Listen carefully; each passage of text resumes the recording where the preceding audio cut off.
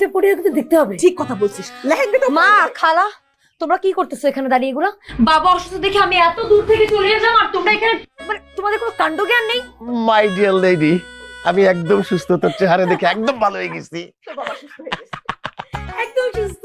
আরে আবার একটা ভালো পাঞ্জাবি নিয়ে আসো, আমার একমাত্র মেয়ের বিয়ে, আমার একটা সুন্দর পাঞ্জাবি পরতে হবে না?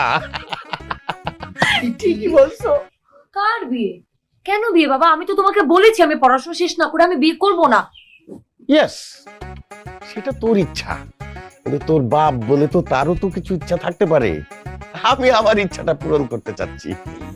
বাবা তাই বলো তুমি আমাকে তোমার মিথ্যা অসুখের কথা বলে এত দূর পর্যন্ত নিয়ে আসলে? কি করব, বিয়ে করবি না এই জন্য তুই 2 বছর বাড়ি আসিস না। এখন মিথ্যাটা বলে উপায় আছে? তুই তো আসতি না এবারও। তুমি এটা কাজটা আমার সাথে একদম ঠিক করো।